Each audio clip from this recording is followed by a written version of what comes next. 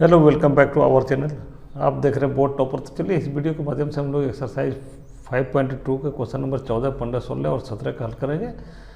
तो इससे पहले का इसके पहले का जितना प्रश्न है उसका हल किया जा चुका है। तो ये क्वेश्चन नंबर 14 है। क्वेश्चन नंबर 14 है 10 और 250 के बीच में 4 के कितने गुणज हैं। यहाँ पे प्रश्न पूछ रहा है 10 और 250 के बीच में 4 के कितने गुणज हैं। बहुत अच्छा क्वेश्चन है। तो 10 से तो सॉल्यूशन इसका कर लेते हैं। तो देखिए 10 से जब भी बड़ा होगा, 10 से जो बड़ा होगा वो 4 का गुणज होगा। तो पहला गुणज होगा 12। तो यहाँ पे हम लोग लिख देते हैं 10 से बड़ा 10 से बड़ा 10 से बड़े 4 का पहला गुणज, 4 का पहला गुणज ये 12 हो जाएगा। 12 देखिए 10 में जैसे कि 4 का गुणज नहीं है, 11 4 का गुणज नहीं है, 12 4 का गुणज है, फिर 13 ने। इस तरह 10 से बड़ा 4 का पहला गुणज ये 12 है। अब यहाँ 250 से छोटा 4 का पहला गुणज, इसको ये भी देख लेते हैं। 250 से छोटा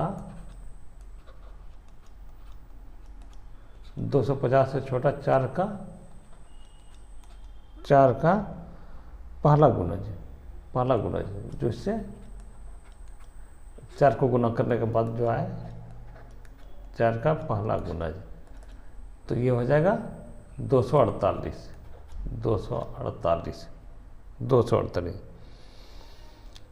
तो यहाँ देखिए अब 10 और 250 के बीच में जो गुणज होगा, इसलिए 10 और 250 के बीच 10 और 250 के बीच 4 का गुणज, 10 और 250 के बीच 4 का गुणज, ये 12 हो जाएगा, 16 हो जाएगा, 12, 16, 20, 24। इस तरह आगे बढ़ते बढ़ते ये लास्ट 248 हो जाएगा। लास्ट 248। अब यहाँ पे हम लोग देखिए इसका पहला पद 12 है, दूसरा पद 16 हो गया, तीसरा पद 20 हो गया। तो हम लोग इसे यहाँ पे लिख देते हैं A1, पहला पद A1 बराबर 12, दूसरा पद A2 बराबर ये 16, A3 बराबर 20। अब इसका हम लोग सार्वंतर निकाल लेते हैं, सार्वंतर। और इस तरह का AN लास्ट तक चल जाएगा, AN बराबर 248। तो सार्वंतर डी का मान निकालते हैं A2 माइनस A1। A2 का मान है 16, A1 का मान है 12, 16 में 12 घटेगा तो ये हो गया 4। इसी तरह A3 माइनस A2, A3 का मान है 20 और A2 का मान है 16, तो ये हो गया 4। और इस तरह का A4 भी रहेगा तो 24 आ जाएगा, 24 में 20 घटा देंगे तो 4। अतः सार्वंतर D बराबर D बराबर 4। सार्वंतर D बराबर 4। इस तरह हम लोग यहाँ पे लिख सकते हैं A2 माइनस A1 बराबर A3 माइनस A2, इसी तरह बराबर A4 माइनस A3 ये बराबर 4 है। तब हम लोग अब AN बराबर 248 दिया हुआ है, उसका मान निकाल लेते, उसका ये निकाल लेते कितना पद है, कितने गुणज है, यहीं पे बगल में बना लेना है। AN बराबर 248 है। तो AN बराबर फार्मूला होता है A plus N minus 1 into D, N minus 1 into D. 248 बराबर A का प्रथम पद यहाँ पे देखिए 12 है, यहाँ पे प्रथम पद भी लिख सकते हैं, लिख दीजिएगा प्रथम पद ए बराबर 12, तो ये हो गया 12 प्लस एन का मान पता नहीं -1 इंटू डी का मान 4। तो चलिए यहाँ तक तो हो गया। अब हम लोग n-1 इंटू 4 कर लेते हैं और इस 12 को इधर जो 248 पड़े उसी तरह लिख लेते हैं और इस 12 को बराबर की इस तरफ लेके आ जाते हैं, तो ये -12 हो जाएगा, -12 हो जाएगा।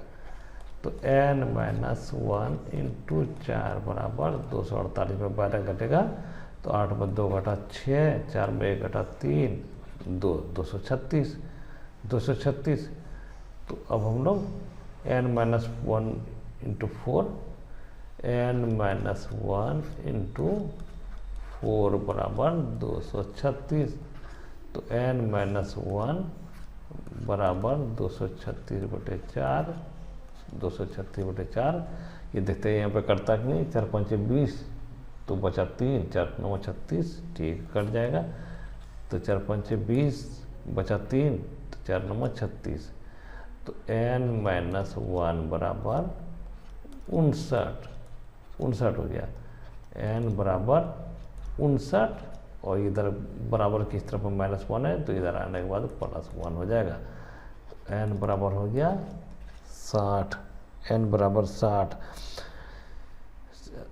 तो इस प्रकार ये है, इसको हम लोग लिख लेते हैं अतः 10 और 250 के बीच, अतः 10 और 250 के बीच, 10 और 250 के बीच, 10 और 250 4 के 50 के बीच 4 के 60 गुणज है, 60 गुणज है, यहाँ से निकाल लिए हम लोग 60 गुणज है। तो चलिए ये क्वेश्चन नंबर 14 था, क्वेश्चन नंबर 15 का हल करते हैं। क्वेश्चन नंबर 15 का हल करते हैं। क्वेश्चन नंबर 15 है, ये 15 है, क्वेश्चन नंबर 15 है, ये 15। n के किस मान के लिए दोनों समानांतर श्रेणियाँ 63, 65, 67 और 3, 10, 7 के nवें पद बराबर होगा, nवें पद बराबर होगा। बहुत इम्पोर्टेंट, बहुत अच्छा प्रश्न है प्रश्न।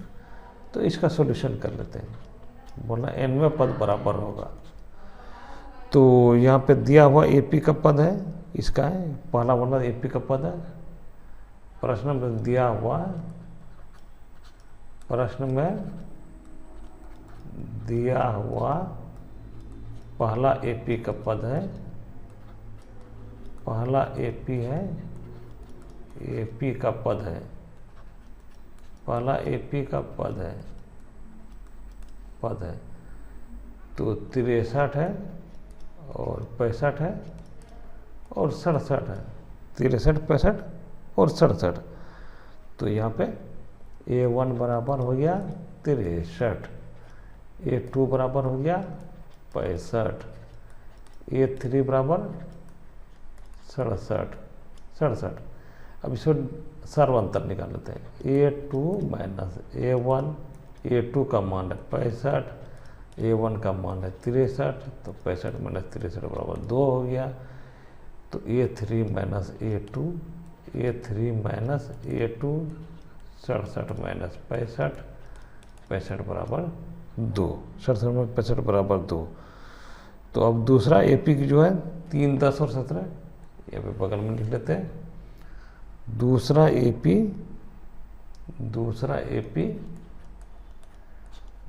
AP का पद, AP का पद, तो यहाँ पे है 3, 10 और 17।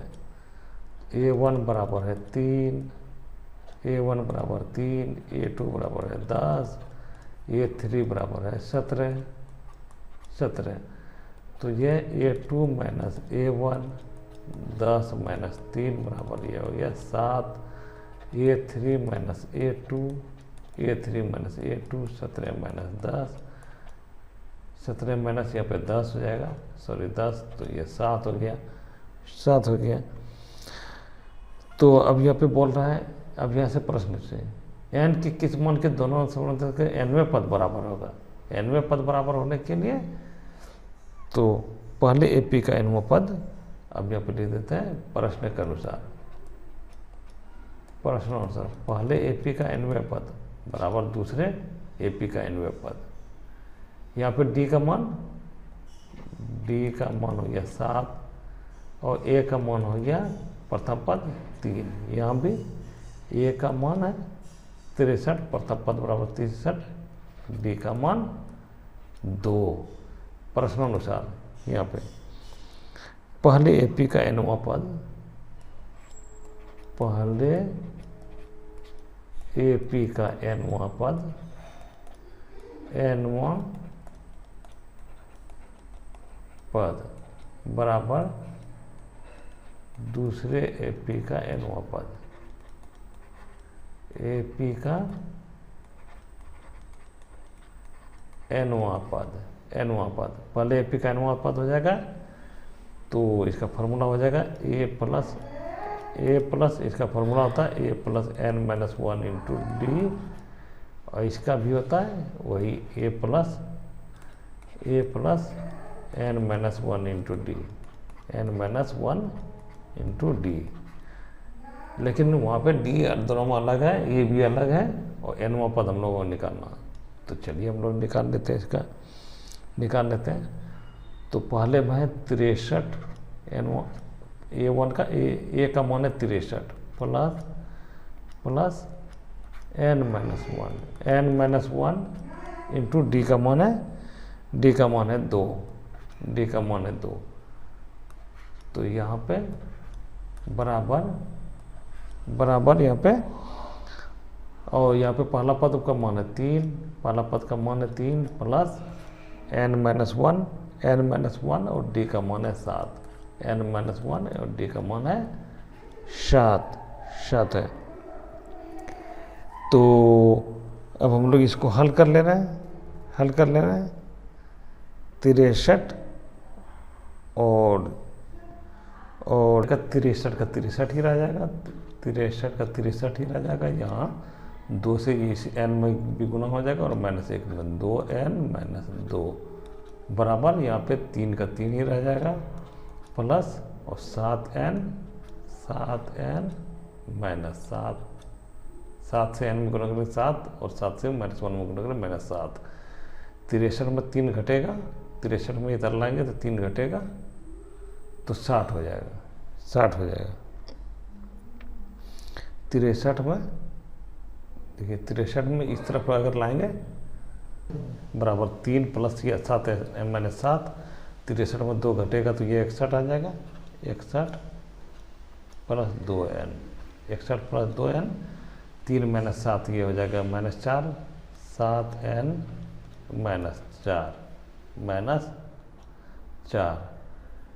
तो हम लोग 2n और माइनस इधर 7n कर लेते हैं और इधर -4 है, और इस 61 को प्लस इधर प्लस 61 बराबर की इधर लेंगे तो -61 हो जाएगा।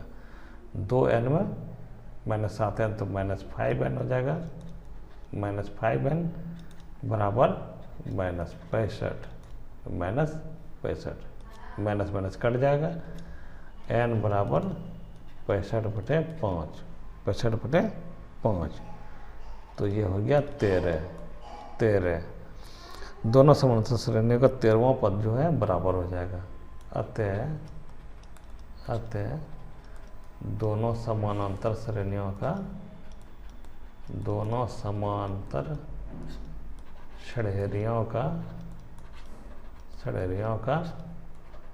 13वां पद बराबर होगा। 13वां पद बराबर होगा। 13वां पद बराबर होगा। तो चलिए अब क्वेश्चन नंबर 16, ये क्वेश्चन नंबर ये जो है 16 है। वो एपी ज्ञात कीजिए जिसका तीसरा पद 16 और 7वां पद 5वें पद से 12 अधिक है। अच्छा प्रश्न है, बहुत अच्छा प्रश्न है। तो यहाँ से हम लोग एपी ज्ञात कीजिए जिसका तीसरा पद 16 है। यहाँ पे पढ़ना तीसरा पद 16 और 7वां पद 5वां पद से 12 अधिक है। इसका सॉल्यूशन कर लेना है, सॉल्यूशन कर लेना। माना कि प्रथम पद बराबर ए, माना कि प्रथम पद ए तथा सार्वंतर डी है। माना कि प्रथम पद ए और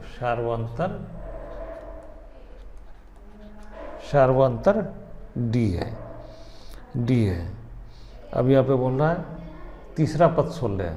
तीसरा पद बराबर पहला पद ये हो गया और सार्वंतर डी हो गया, तीसरा पद बराबर 16, A3 बराबर ये हो गया 16।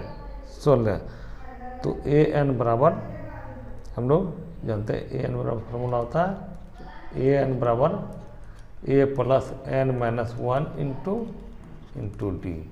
तो तीसरा पद निकाल रहे हैं, तो ये हो गया ए तीसरा पद का मान है 16, तो ए की जगह ए ही रह जाएगा प्लस तीसरा पद है 3 माइनस 1 और इंटू डी।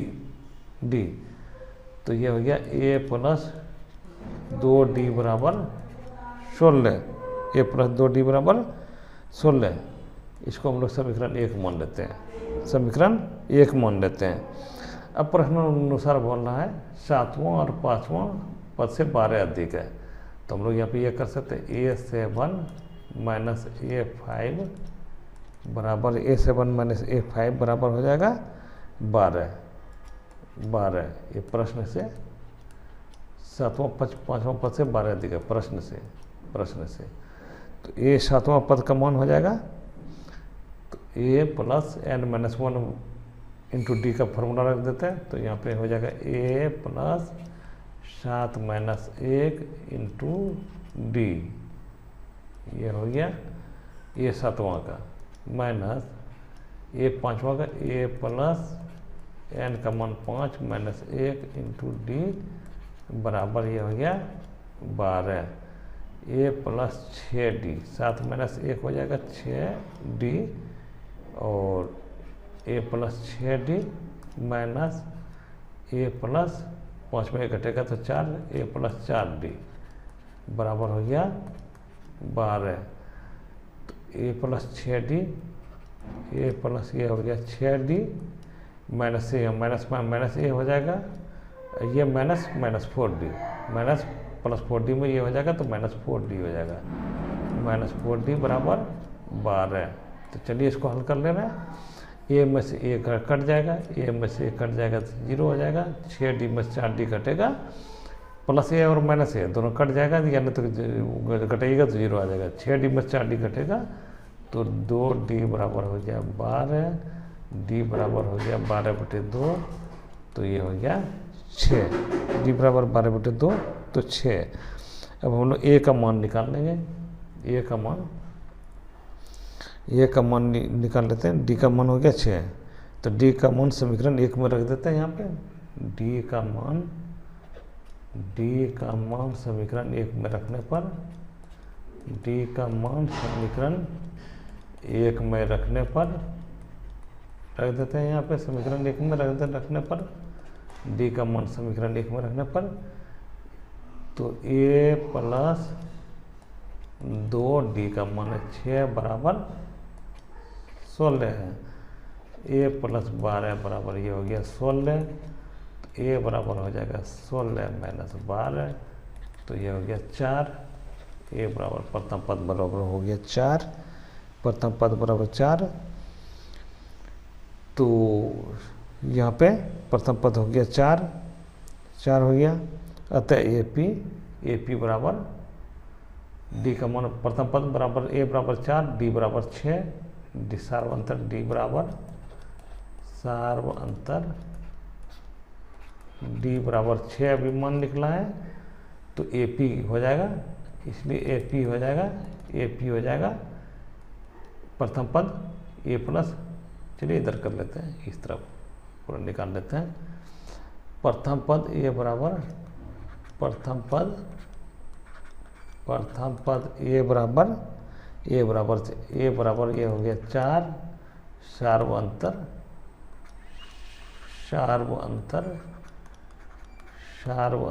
डी बराबर ये निकला है डी बराबर निकला है 6। तो अब हम लोग प्रथम पद निकल गया है, प्रथम पद निकल गया, a1 बराबर 4 निकला है, a1 बराबर 4 निकला है। तो दूसरा पद निकाल लेते हैं, a2 बराबर होता है a प्लस डी इंटू 1 या डी। तो a का मान है 4 और d का मान है 6। तो दूसरा पद हो गया 10। इसी तरह तीसरा पद निकालने गए, a plus 2d, a plus 2d हो जाएगा। a का मान है 4, 2 का मान 2, d का मान है 6, 12 4 16। a4 बराबर a plus 3d, a plus 3d, a का मान हो गया 4, 3 का मान 3, d का मान है 6, 3 6 का 18 4, ये हो गया 22, 10 16 22। a5 का मान निकाल लेते हैं, a5 ap इस तरह का, a प्लस 4d, a का मान है 4 प्लस 4 और d का मान है 6, 4 और 4 6 के 24, 24 4 28, 28। अतः ap बराबर, ap बराबर हो गया 4 10 16 22 और 28। ये ap निकल गया। इस तरह का और वीडियो देखना चाहते तो वीडियो का प्ले लिस्ट बनाओ, और जहाँ पर सभी वीडियो का तैयारी, सभी विषय का और सभी चीज़ का तैयारी कराएगा, वहाँ पर जाकर प्ले लिस्ट में जाकर देख सकते हैं। जहाँ पर SST साइंस और गणित, एडवांस गणित सभी विषय का तैयारी कराएगा। लगभग सभी एक्सरसाइज का प्ले लिस्ट बना हुआ, वहाँ पर जाकर देख सकते हैं। Thank you, thanks for watching, thank you.